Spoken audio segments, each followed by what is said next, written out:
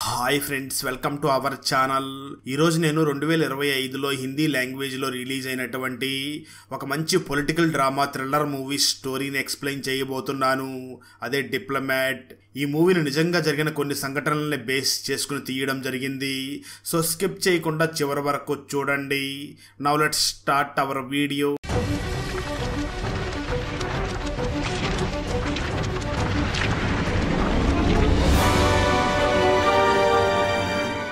Open చేస్తే పాకిస్తాన్లోని ఒక ఏరియాలో ఒక వ్యక్తి పిల్లలకి షూటింగ్ చేయడం నేర్పిస్తూ ఉంటాడు.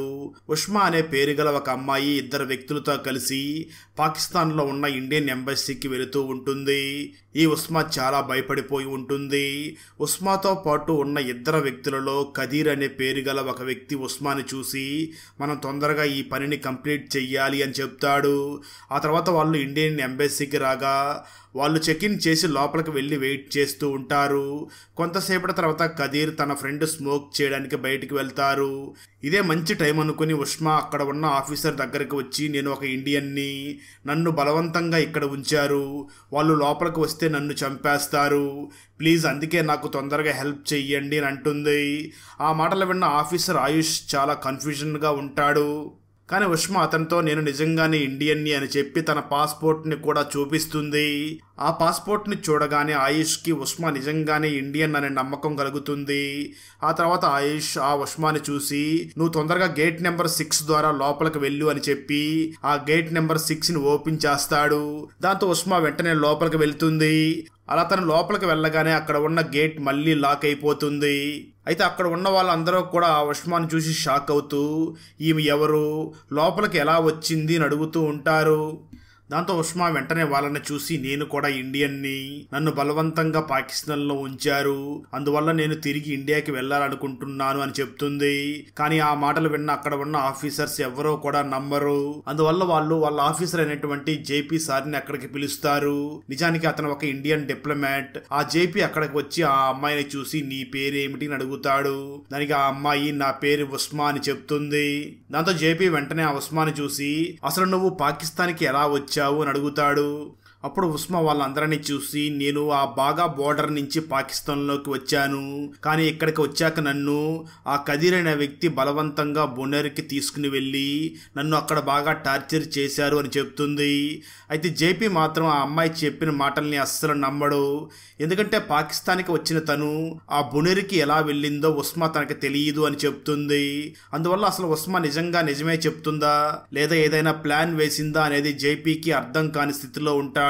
అయితే మరోపక్క ఉస్మా లోపలికి వెళ్ళింది అని బయట ఉన్న ఆ కదీర్కి తెలిసి చాలా హంగామా చేస్తూ ఉంటాడు. మరోపక్క జేపీ తన ఫిమేల్ కొలీగ్ని పిలిచి, నువ్వు ఆ ఉస్మా బాడీని చెక్ చెయ్యి అని చెప్తాడు. ఆమె వెళ్ళి ఆ ఉస్మా బాడీని చెక్ చేయగా ఆ ఉస్మా బాడీ మీద చాలా గుర్తులు కనిపిస్తాయి.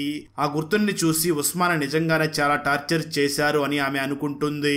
ఆ తర్వాత ఉస్మా అక్కడ ఉన్న వాళ్ళందరినీ చూసి, ప్లీజ్ నన్ను బయటికి పంపించవద్దు అని రిక్వెస్ట్ చేస్తూ ఉంటుంది. ఎందుకంటే ఆ ఉస్మా బయటికి వెళ్తే తనను చంపేస్తారని, దానికంటే తనను తాను చంపుకోవడమే బెటర్ అని ఫీల్ అవుతూ ఉంటుంది. ఇవన్నీ విన్న తర్వాత జేపీ వెంటనే ఆ ఉస్మాని ఒక సేఫ్ ప్లేస్లో ఉంచుతాడు. ఎవరో కూడా తనని అటాక్ చేయకుండా అలా ఉంచుతాడు. మరోపక్క ఉస్మాతో కలవనివ్వకుండా చేస్తున్నారు అని ఆ కదీర్ పోలీస్ స్టేషన్కి వెళ్తాడు. పోలీసుల దగ్గరికి వెళ్ళిన కదీర్, నా వైఫ్ని బలవంతంగా ఇండియన్ ఎంబసీలో ఉంచారు అని చెప్తాడు. ఆ తర్వాత ఈ న్యూస్ అంతటా కూడా వ్యాపిస్తుంది. దాంతో అందరూ కూడా ఇండియన్ ఎంబసీ బలవంతంగా ఉస్మాని బంధించింది అని అనుకుంటూ ఉంటారు. అప్పుడే జేపీకి ఇండియన్ గవర్నమెంట్ లో పనిచేస్తున్న సుష్మాజీ అనే ఒక లేడీ కాల్ చేసి ఆ ఉస్మా గురించి అడుగుతుంది. దానికి జేపీ, ఉస్మా పాస్పోర్ట్ ఒరిజినల్, తన బాడీ మీద చాలా గుర్తులన్నీ చూశాను, నిజంగానే తనని టార్చర్ చేసినట్లుగా ఉంది, ఉస్మా ఇండియాకి తిరిగి రావాలనుకుంటుంది అని చెప్తాడు. ఆ మాటలు విన్న సుష్మా, నిజంగానే ఆమె ఇండియన్ అమ్మాయి అయి ఉండి ఇండియాకి రావాలి అనుకుంటే తనని ఎవరూ కూడా ఆపలేరు, తనని ఇండియాకి తీసుకుని వద్దాం, కానీ అంతవరకు నువ్వు ఆ ఉస్మాని చాలా కేర్ఫుల్ గా చూసుకో. అయితే ఆ పాకిస్తాన్ మీడియా బలవంతంగా ఉస్మాని ఇండియన్ ఎంబసీలో ఉంచారు అని చెప్తుంది. అందువల్ల ఇదంతా ఫేక్ అని, ఉస్మా అందరి ముందుకు వచ్చి తన స్టేట్మెంట్ ఇవ్వాలి, అలాగే తను ఇండియాకి వెళ్ళాలనుకుంటున్నాను అని పబ్లిక్ గా వచ్చి చెప్పాలి అని అంటుంది. ఆ మాటలు విన్న జేపీ కూడా అందుకు ఒప్పుకుంటాడు. ఆ తర్వాత జేపీ ఉస్మాని ఇండియాకి పంపించడం కోసం పాకిస్తాన్ ఆఫీసర్ ని పర్మిషన్ అడగడానికి వస్తాడు. ఆ ఆఫీస్ లో కొంతమంది ఉస్మాని నిజంగానే తిరిగి ఇండియాకి పంపించాలి అని అనుకుంటారు, కానీ ఐఎస్ఐ ఆఫీసర్ మాత్రం ఉస్మా తిరిగి ఇండియాకి వెళ్ళకూడదు అని అనుకుంటాడు. ఎందుకంటే ఉస్మా ఇంతకు ముందు ఉన్న ప్లేస్ ఒక టెర్రరిస్ట్ ఏరియా. ఆ ఏరియా గురించి ఉస్మాకి కొద్దిగా తెలిసే ఛాన్స్ ఉంటుంది. అలాగే ఆ ఉస్మా రాకీ ఏజెంట్ అని ఆ ఐఎస్ఐ ఆఫీసర్ కి డౌట్ గా ఉంటుంది. అందువల్ల ఆ ఆఫీసర్ ఉస్మాని ఇండియాకి పంపించడానికి ఒప్పుకోడు. అందుకోసం తను ఆ కదీర్ ని, ఆ ఏరియా ప్రజలందరినీ కూడా రెచ్చగొడుతూ ఉంటాడు. ఆ తర్వాత జేపీ ఉస్మాతో ఇండియన్ ఎంబసీ బలవంతంగా నిన్ను ఇక్కడ ఉంచలేదు అని, నువ్వు అందరి ముందు కూడా వచ్చి ఒక స్టేట్మెంట్ ఇవ్వాలి అని అంటాడు. కానీ ఉస్మా దానికి ఒప్పుకోదు. ఎందుకంటే కదీర్ని నేను ఎదుర్కోలేను అని ఆ ఉస్మా చెప్తూ ఉంటుంది. ఆ మాటలు విన్న జేపీ ఉస్మాతో ఇక్కడ నీకు 3 వారాల టైం వరకే వీసా ఉంది. ఒకవేళ ఈ 3 వారాల్లో నిన్ను ఇండియాకి పంపించకపోతే నీకు చాలా ప్రాబ్లమ్స్ వస్తాయి. అందుకే నువ్వు అందరి ముందు స్టేట్మెంట్ ఇవ్వాలి అని అంటాడు. కానీ దానికి ఆ ఉస్మా రెడీగా ఉండదు. ఎందుకంటే ఆ కదీర్ ఎంత డేంజరస్సో నీకు తెలియదు అని ఆ జేపీతో అంటూ ఉంటుంది. ఆ మాటలు విన్న జేపీ ఆ ఉస్మాని చూసి నీ స్టోరీ మొత్తం నాకు చెప్తేనే నీకు నేను హెల్ప్ చేయగలను అని చెప్తాడు. దాంతో ఉస్మా ఆ జేపీకి తన స్టోరీ చెప్పడం మొదలు పెడుతుంది. నిజానికి కొంతకాలం క్రితం ఈ ఉస్మా ఇండియా నుంచి మలేషియాకి జాబ్ చేయడానికి వస్తుంది. ఆ మలేషియాలో ఉస్మా ఫ్రెండ్ అయినటువంటి షాహిన్, ఆమె హస్బెండ్ అమీర్ ఉంటారు. వాళ్ళు ఉన్నారనే హోప్తోనే ఉస్మా అక్కడికి వచ్చి ఉంటుంది. కానీ పొరపాటున ఉస్మా తన పర్సుని క్యాబ్లోనే మర్చిపోయి ఉంటుంది. ఆ పర్సులోనే తన డాక్యుమెంట్స్ మరియు పాస్పోర్ట్ కూడా ఉంటాయి. అవి పోయినందుకు ఉస్మా చాలా టెన్షన్ పడుతూ ఉన్న సమయంలో ఆ క్యాబ్ డ్రైవర్ ఉస్మా పర్సుని తిరిగి ఇవ్వడానికి వస్తాడు. దాన్ని చూసిన ఉస్మా చాలా హ్యాపీగా ఫీల్ అవుతుంది. నిజానికి ఆ క్యాబ్ డ్రైవర్ మరి ఎవరో కాదు, కదీర్. తన పర్సులో ఉన్న డాక్యుమెంట్స్ మరియు పాస్పోర్ట్ తిరిగి ఇచ్చినందుకు ఆ కదీర్ బిహేవియర్ ఉస్మాకి చాలా బాగా నచ్చుతుంది. అందువల్ల ఇద్దరికి మంచి ఫ్రెండ్షిప్ కూడా ఏర్పడుతుంది. అప్పటి నుంచి ఇద్దరు కూడా కలిసి తమ టైం ని స్పెండ్ చేస్తూ ఉంటారు. కానీ ఒకరోజు ఉస్మాకి తన కూతురు నూర్ హెల్త్ పాడయింది అని తెలుస్తుంది. నిజానికి ఉస్మా కూతురికి ఒక అనారోగ్య సమస్య ఉంటుంది. దాన్ని నయం చేయడం కోసం చాలా డబ్బులు అవసరం అయ్యి ఉండడంతో ఉస్మా చాలా బాధపడుతూ ఉంటుంది. అప్పటికే ఈ ఉస్మాకి డివోర్స్ కూడా తీసుకుని ఉంటుంది. అలా ఉస్మా బాధపడుతున్న సమయంలో ఉస్మా దగ్గరికి కదీర్ రాగా ఉస్మా ఆ కదీర్ ని చూసి నూర్ హెల్త్ బాగా పాడయ్యింది అని చెప్పడంతో ఆ కదీర్ ఉస్మాతో మాట్లాడుతూ పాకిస్తాన్ లో ఆ రోగం చాలా తక్కువ మనీతోనే తగ్గుతుంది, అక్కడ వెదర్ చాలా బాగుంటుంది, కాబట్టి నూర్ హెల్త్ కూడా చాలా సెట్ అవుతుంది, మన నూరు తొందరగా కోలుకుంటుంది అని చెప్తాడు. ఆ మాట వినగానే ఉస్మా చాలా సంతోషపడుతూ తనలాగే నూర్ని ఆ కదీర్ కూడా ఇష్టపడుతున్నాడు అని ఆ ఉస్మా భావిస్తూ ఉంటుంది. అందువల్ల ఉస్మా చాలా గుడ్డి నమ్మకంతో ఉస్మా కదీర్ చెప్పినట్లుగానే చేయడం స్టార్ట్ చేస్తుంది. ఆ తర్వాత కదీర్ ఉస్మాతో పాకిస్తాన్ లో నీ రిలేటివ్స్ ఉన్నారని, వాళ్ళని చూడడానికి వెళుతున్నానని రీజన్ చెప్పి పాకిస్తాన్ వీసాకి అప్లై చేయమని చెప్తాడు. కదీర్ చెప్పినట్లుగానే ఉస్మా చేస్తుంది. దాంతో తొందరలోనే ఉస్మాకి ఆ పాకిస్తాన్ వీసా కూడా రావడంతో ఉస్మా వెంటనే పాకిస్తాన్కి వెళ్ళగా తనని తీసుకుని వెళ్ళడానికి కదీర్ మరియు తన ఫ్రెండ్స్ అక్కడికి వస్తారు. కదీర్ని చూసిన ఉస్మా చాలా హ్యాపీగా ఫీల్ అవుతూ ఉంటుంది. కానీ కదీర్ మాత్రం అక్కడికి వచ్చిన తర్వాత చాలా డిఫరెంట్గా బిహేవ్ చేయడం స్టార్ట్ చేస్తాడు. అంటే కదీర్ మలేషియాలో ఉన్నట్లుగా కాకుండా పాకిస్తాన్లో చాలా తేడాగా మాట్లాడుతూ ఉంటాడు. ఆ తర్వాత కదీర్ ఉస్మాని ఎక్కడికో తీసుకుని వెళుతూ దారిలో వెంటనే ఉస్మాని చూసి ఇక్కడ ఘాట్ రోడ్ ఉంది, నీకు వామిటింగ్ వస్తుంది, ఈ టాబ్లెట్ ని వేసుకో అని చెప్తాడు.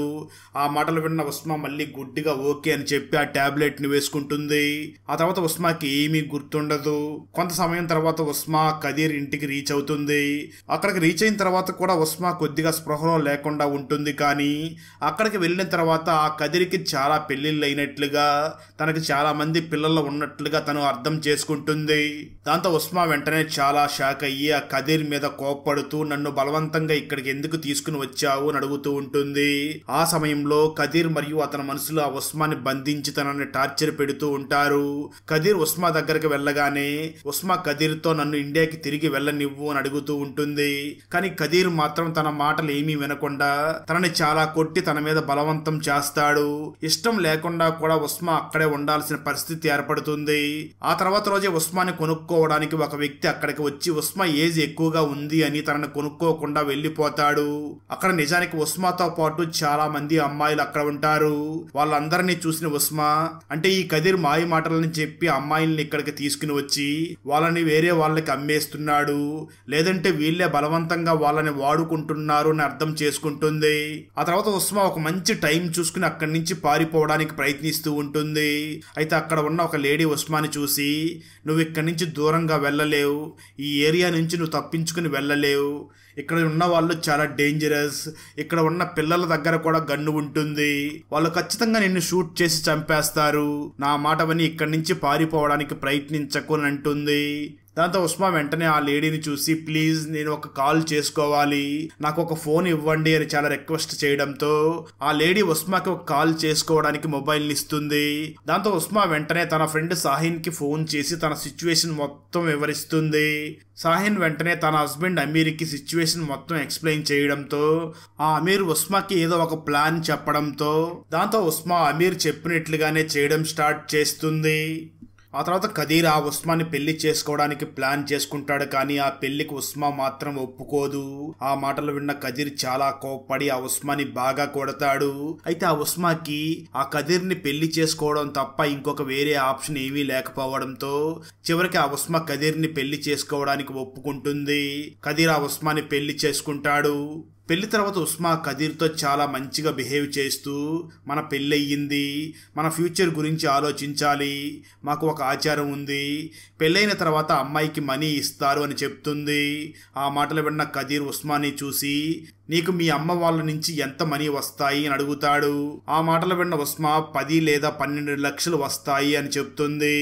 దాంతో కదీర్ ఉస్మాని చూసి, మన ఇద్దరికి పెళ్లి జరిగిందని మీ పేరెంట్స్ కి చెప్పు, అప్పుడు నీకు మనీ ఇస్తాను అని చెప్తాడు.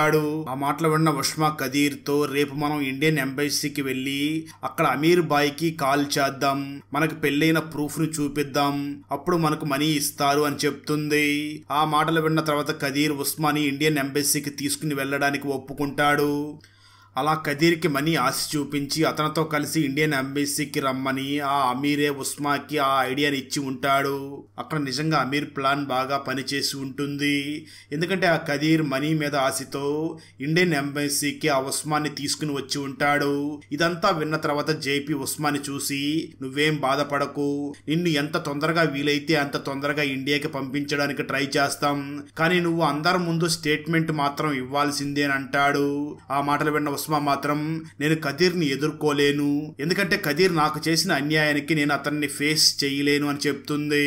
ఆ మాటలు విన్న జేపీ ఒక ఐడియా ఆలోచించి ఆ ఉస్మాతో, నువ్వు బయటికి వెళ్లి స్టేట్మెంట్ ఇవ్వాల్సిందే, కానీ కదీర్ని ఎదురుగా ఉండకుండా నేను చూసుకుంటాను అని ప్రామిస్ చేస్తాడు. ఆ తర్వాత జేపీ కదీర్తో, ఉస్మా నీతో మాట్లాడాలనుకుంటుంది అని చెప్పి ఆ కదీర్ని ఇండియన్ ఎంబసీకి పిలిపిస్తాడు. కదీర్ జేపీతో ఉన్న సమయంలో ఆ ఉస్మా బయటికి వెళ్లి మీడియా ముందు తనకు జరిగిందంతా కూడా చెప్పి, ఇండియన్ ఎంబసీ నన్ను ఇక్కడ ఖైదీగా ఉంచలేదు, నేను ఇండియాకి వెళ్ళాలనుకుంటున్నాను అని చెప్తుంది. ఆ ఉస్మా వీడియో చూశాక తనకి ఏం జరుగుతుందో దాన్ని అందరూ కూడా అర్థం చేసుకుంటారు. ఆ తర్వాత చాలా మంది ఆ ఉస్మాకి సపోర్ట్ చేస్తూ తనని ఇండియాకి పంపించాలి అని అనుకుంటూ ఉంటారు. కానీ ఐఎస్ఐ వ్యక్తి మాత్రం కదీర్ని రెచ్చగొడుతూ, నువ్వు వెళ్ళి కోర్టులో ఇండియన్ ఎంబసీకి వ్యతిరేకంగా కంప్లైంట్ చెయ్యి, నీ వైఫ్ను వాళ్ళు బలవంతంగా అక్కడ దాచిపెట్టారని చెప్పు అని అంటాడు. ఆ మాటలు విన్న కదీర్ అలాగే చెయ్యాలి అనుకుంటూ ఉండగా ఈ విషయాన్ని ఆ ఇండియన్ ఎంబసీలోని వర్క్ చేసే తివారీ అనే ఒక వ్యక్తి తెలుసుకుని ఆ తివారీ వెంటనే జేపీ దగ్గరకు వెళ్లి అదంతా కూడా చెప్తాడు. దాంతో జేపీ వెంటనే వాళ్ళ లాయర్ కి కాల్ చేయగా, కదీర్ మీ మీద కేసు ఫైల్ చేసేదానికంటే ముందే మీరే కదీర్ మీద కేసు ఫైల్ చెయ్యండి అని చెప్తాడు. దాంతో సేమ్ అలాగే చేస్తాడు. అందువల్ల కదీర్ వాళ్ళ కేసు అంత స్ట్రాంగ్ గా ఉండదు. ఇక్కడ ఆ ఐఎస్ఐ వ్యక్తి ఉస్మాకి ఇండియాకి వెళ్ళడానికి పర్మిషన్ దొరకకూడదు అని చాలా ప్రయత్నం ప్రయత్నిస్తూ ఉంటాడు. ఆ తర్వాత కోర్టులో ఈ కేసు నడుస్తూ ఉంటుంది. ఉస్మా లాయర్ జడ్జిని చూసి ఉస్మాని ఇక్కడ బలవంతంగా ఉంచారు, ఉస్మా తిరిగి ఇండియాకి వెళ్లాలనుకుంటుంది కాబట్టి తనని వెళ్ళనివ్వండి అని అడుగుతాడు. కానీ కదీర్ లాయర్ మాత్రం ఉస్మా కదీర్లకి పెళ్ళయింది, వాళ్ళిద్దరే తమ ప్రాబ్లం ని సాల్వ్ చేసుకోవాలి, వాళ్ళిద్దరిని కూర్చోబెడితే దీనికి వాళ్లే సొల్యూషన్ వెతుక్కుంటారు అని అంటాడు. ఆ మాటలు విన్న ఉస్మా లాయర్ మాత్రం ఉస్మా కదీర్ ని కలవాలనుకోవడం లేదు, తనకి ఎదురుగా కూడా రావాలనుకోవడం లేదు అని చెప్తాడు. ఇవన్నీ విన్న జడ్జి మాత్రం ఉస్మా కోర్టులోకి వచ్చి తన స్టేట్మెంట్ ని ఇవ్వాల్సిందే, ఆ తర్వాతే నేను తీర్పుని ఇవ్వగలను అని అంటాడు. దాంతో ఉస్మా లాయర్ జడ్జిని చూసి సార్ ఉస్మా ప్రాణాలకి చాలా ప్రమాదం ఉంది, అందుకే మాకు ప్రొటెక్షన్ కావాలి అని చెప్పడంతో జడ్జి వాళ్ళకి ప్రొటెక్షన్ ని కూడా కల్పిస్తాడు. ఇక్కడ ఉస్మాని కోర్టుకు తీసుకురావాలి కాబట్టి ఆ కదీర్ మనుషులందరూ కూడా ఆ ఉస్మాని చంపేయడం కోసం వెయిట్ చేస్తూ ఉంటారు. దాంతో జేపీ అది ముందుగానే ఆలోచించి ఉస్మా లాగా కనిపించే ఒక అమ్మాయిని తన దగ్గర ఉంచుకుని ఉస్మాని మాత్రం వేరే కారులో కోర్టు దగ్గరికి పంపిస్తాడు. ఆ సమయంలో జేపీ వెళుతున్న కారు దగ్గరికి ఆ ఐఎస్ఐ వ్యక్తి వచ్చి నిలబడతాడు. దాంతో జేపీ వెంటనే ఇక్కడ ఏదో జరగబోతుంది అని గ్రహించి వెంటనే పాకిస్తాన్ లో ఉన్న ఒక మినిస్టర్ కి ఫోన్ చేసి ఉస్మాకి ఇక్కడ ఏమైనా అయితే బ్లేమ్ మొత్తం పాకిస్తాన్ మీదకే వెళ్తుంది, అందువల్ల మీరేం చెయ్యాలన్నా బాగా ఆలోచించి చెయ్యండి, ఈ ఉస్మాకి ఏమైనా అయితే పూర్తి బాధ్యత అంతా మీదే అని చెప్తాడు. అప్పటికే కదీర్ మనుషులు ఆ జేపీ కారు మీద దాడి చేసి ఉస్మాని బయటికి రమ్మని పిలుస్తూ ఉంటారు. సరిగ్గా ఆ సమయంలోనే ఐఎస్ఐ వ్యక్తికి సీనియర్ ఆఫీసర్ కాల్ చేసి నువ్వు ఏది చెయ్యాలన్నా బాగా ఆలోచించి చెయ్యి, గన్ను మాత్రం యూస్ చెయ్యకు అని బెదిరిస్తాడు. దాంతో ఐఎస్ఐ వ్యక్తి వెంటనే కదీర్ ని మరియు తన మనుషుల్ని కూడా అక్కడి నుంచి పంపించేస్తాడు. ఆ విధంగా జేపీ ఆ ఉస్మాని సేఫ్ గా కోర్టు దగ్గరికి తీసుకుని వస్తాడు. దాంతో ఉస్మా వెంటనే కోర్టులోకి వెళ్లి జడ్జిని చూసి తన స్టోరీ మొత్తం చెప్పి నన్ను తొందరగా ఇండియాకి పంపించండి అని వేడుకుంటుంది. ఆ మాటలు విన్న జడ్జ్ ఇది ఇండియా పాకిస్తాన్ మ్యాటర్ కాదు, ఇది మానవత్వానికి సంబంధించిన మ్యాటర్, ఇలా మనం ఏ అమ్మాయిని కూడా ఇలా బలవంతంగా ఉంచలేం, ఒకవేళ ఉస్మా వెంటనే ఇండియాకి వెళ్ళాలి అనుకుంటే వెళ్ళొచ్చు, దానికి నేను పర్మిషన్ ఇస్తున్నాను, అదే విధంగా తనకి సెక్యూరిటీ కూడా చాలా అవసరం ఉంది కాబట్టి సెక్యూరిటీని కూడా కల్పిస్తున్నాను అని తీర్పిస్తాడు. దాంతో అక్కడ ఉన్న చాలా మంది కూడా ఆ తీర్పు విని చాలా సంతోషిస్తూ ఉంటారు. ఆ తర్వాత జేపీ ఉస్మా ఇండియాకి వెళ్ళడానికి అంతా రెడీ చేసి ఉస్మాని చూసి నువ్వేమీ బాధపడకు, నిన్ను సేఫ్ గా ఇండియాకి పంపిస్తామని చెప్తాడు. ఇంతకు ముందు కాబూల్లో జేపీ వర్క్ చేసేటప్పుడు అక్కడ ఒక టెర్రరిస్ట్ అటాక్ జరిగి ఉంటుంది, ఆ అటాక్ లో చాలా మంది చనిపోయి ఉంటారు, అందుకే ఈసారి జేపీ ఆ ఉస్మాని చాలా సెక్యూరిటీతో ఇండియాకి పంపించాలి అని అనుకుంటాడు. అలాగే ఆ కదీరండ మనుషులు కూడా ఇంత ఈజీగా సైలెంట్ గా ఉండరు అని ఆ జేపీ గ్రహిస్తాడు. వెంటనే ఉస్మాని తీసుకుని ఆ బాగా బోర్డర్ కి వెళ్ళాలి అని అనుకుంటాడు, ఎందుకంటే రేపు వెళ్తే కదీరండ గ్యాంగ్ ఖచ్చితంగా అటాక్ చేస్తారు, అందుకే ఇప్పుడే వెళ్ళాలి అని ఆ ఉస్మాని తీసుకుని వెంటనే కారులో బయలుదేరతారు. అలా వాళ్ళు వెళ్లే దారిలో వచ్చే ప్రతి సిటీలో కూడా పోలీసులు వాళ్ళకి సెక్యూరిటీగా వస్తూ ఉంటారు. కానీ ఒక ప్లేస్ కి వెళ్ళాక అక్కడికి రావాల్సిన పోలీసులకి లేట్ అవుతుంది, మాకు రావడానికి లేట్ అవుతుంది అని చెప్తారు. ఆ మాటలు విన్న జేపీ మనం ఇక్కడ ఎక్కువసేపు ఉండలేం, నేనే డ్రైవ్ చేస్తాను అని చెప్పి అక్కడి నుంచి స్పీడ్ గా డ్రైవ్ చేసుకుని వెళుతూ ఉంటాడు. అయినప్పటికీ కదీర్ అంట మనుషులు వచ్చి ఆ జేపీ మరియు ఉస్మాన్ మీద అటాక్ చేయడం స్టార్ట్ చేస్తారు. కానీ జేపీ వాళ్ళ నుంచి తప్పించుకుని ఆ కదీర్ కారుని గుద్దడంతో దానివల్ల కదీర్ మరియు తన ఫ్రెండ్ వెళుతున్న కారుకి బాగా యాక్సిడెంట్ జరుగుతుంది. అప్పుడే అక్కడికి పోలీస్ ప్రొటెక్షన్ టీం వచ్చి జేపీ మరియు వాళ్ళని ఆ పాకిస్తాన్ బోర్డర్ దగ్గరికి సేఫ్ గా తీసుకుని వస్తారు. అక్కడ మళ్ళీ ఉస్మా పాస్పోర్ట్ ని చెక్ చేస్తారు. అప్పుడే అక్కడికి ఆ ఐఎస్ఐ వ్యక్తి వచ్చి నేను అడిగిన క్వశ్చన్స్ కి ఉస్మా ఆన్సర్స్ చేస్తేనే నేను వెళ్ళనిస్తాను అని చెప్పి ఆ తర్వాత ఆ వ్యక్తి ఉస్మాని చాలా క్వశ్చన్స్ అడిగినప్పటికీ ఉస్మా అన్ని క్వశ్చన్స్ కి కూడా ఆన్సర్ చెప్తుంది. అందువల్ల తను వద్దనుకుంటూనే ఆ వ్యక్తి ఉస్మాని వెళ్ళడానికి ఒప్పుకుంటాడు. అలా ఉస్మా ఫైనల్ గా ఇండియా బోర్డర్ కి రాగా అక్కడికి వచ్చి ఉన్న ఉస్మాని చూసి చాలా సంతోషిస్తూ ఉంటుంది. అలా ఫైనల్ గా ఉస్మా ఇండియా బోర్డర్ కి వచ్చి ఇండియాకి రీచ్ అవుతుంది. ఉస్మాని సేఫ్ గా ఇండియాకి పంపించాము అని జేపీ కూడా చాలా హ్యాపీగా ఫీల్ అవుతూ ఉంటారు. అక్కడతో ఈ మూవీ ఎండ్ అవుతుంది. మాలవిక మరియు అథర్వ ఇంట్లో పనిచేసే రాజు ఎలా చనిపోయాడు, రాజు చనిపోయిన తర్వాత అథర్వ మరియు ఆ మాలవిక ఇద్దరూ కూడా కనిపించకుండా ఎలా మాయమయ్యారు, కొద్ది రోజుల తర్వాత కనిపించకుండా పోయినటువంటి ఆ అథర్వ మళ్ళీ ఎలా తిరిగి వచ్చాడు, అసలు మాలవికని వాళ్ళ ఇంట్లో పని మనిషి రాజుని చంపింది ఎవరు, ఎందుకోసం చంపారు, మాలవిక తమ్ముడు కార్తిక్ కి తన లవర్ ఎందుకు బ్రేకప్ చెప్పింది, చివరికి పోలీస్ ఆఫీసర్ అరవింద్ రాజును మరియు ఆ మాలవికని చంపింది ఎవరో కనిపెట్టాడా లేదా, అదేవిధంగా మాలవిక డెడ్ బాడీని కూడా కనిపెట్టాడా లేదా అన్నదే 2025లో తమిళ్ లాంగ్వేజ్లో రిలీజ్ అయినటువంటి సీసా మూవీ స్టోరీ. ఈ తమిళ్ ఫుల్ మూవీ స్టోరీని తెలుగులో వినాలి అనుకుంటే ఈ వీడియో డిస్క్రిప్షన్లో ఉన్న లింక్ని క్లిక్ చేసి చూడండి. మూవీ ఎండింగ్లో ఆ రియల్ ఉస్మా గురించి కూడా చూపించడం జరుగుతుంది. అంటే తను ఎలా పాకిస్తాన్కి వెళ్ళింది, అక్కడ తను ఎలా ఇబ్బందులు పడి ఇక్కడికి ఇండియాకి తిరిగి వచ్చింది అనేది చూపించడం జరుగుతుంది. ఫ్రెండ్స్, వీడియో నచ్చినట్లయితే లైక్ చేసి ఒక చిన్న కామెంట్ చేస్తే మాకు నెక్స్ట్ వీడియో చేయడానికి ఎంకరేజింగ్గా ఉంటుంది. అలాగే ఛానల్ని సబ్స్క్రైబ్ చేసి పక్కనే ఉన్న బెల్ ఐకాన్ని క్లిక్ చేసి సపోర్ట్ చేయండి. Thanks for watching. జై హింద్.